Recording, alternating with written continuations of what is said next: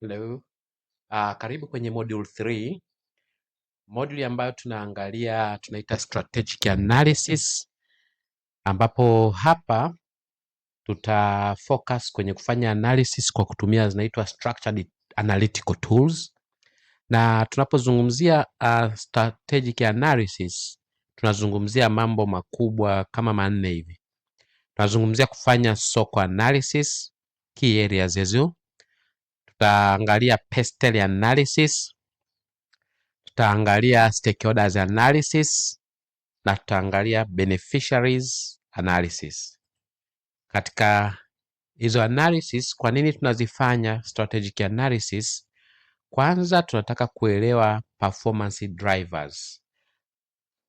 Tunataka kuangalia ni vitu gani vinaweza vikatufanya perform vizuri.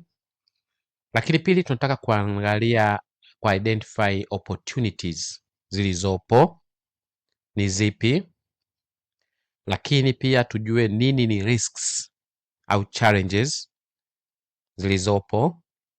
Halafu tuangalie jinsi ya kuimprove strategic positioning kwa kutegemea hizo analysis. Tukishajua opportunities na challenges zilizopo, tukajua drivers zetu ni nini, tunaangalia sasa kistrategia, kimkakati ni namna gani tunaweza tuka improve. Sasa tunajiandaa kujiposition ili tufanye improvement, lakini tuangalie namna ya kustrengthen namna kama taasisi inavyofanya maamuzi. Kwa hiyo tunasema strategic analysis inataka kutransform analysis findings into strategic understandings. Objective yetu ni kuhakikisha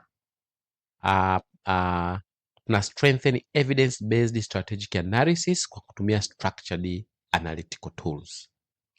Participant kwa hiyo at the end of this module wataweza kujifunza analytical approaches ambazo zitasaidia kuweza kusupport strategic planning.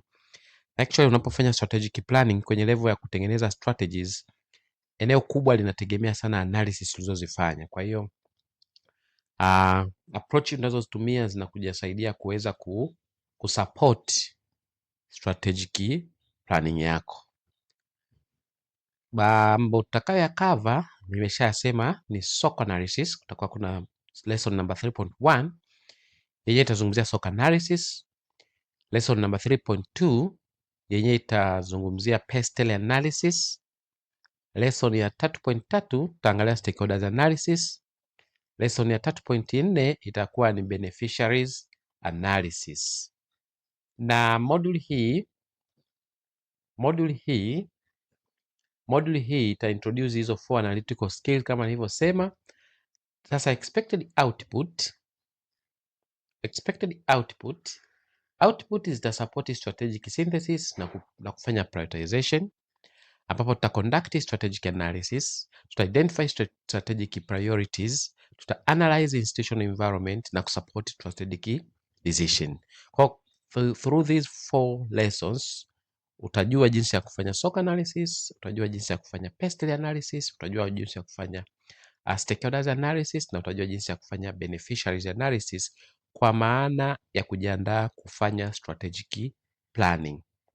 So na kualika uanze kupitia darasa 1 mpaka namba 4 katika module hii. Karibu sana.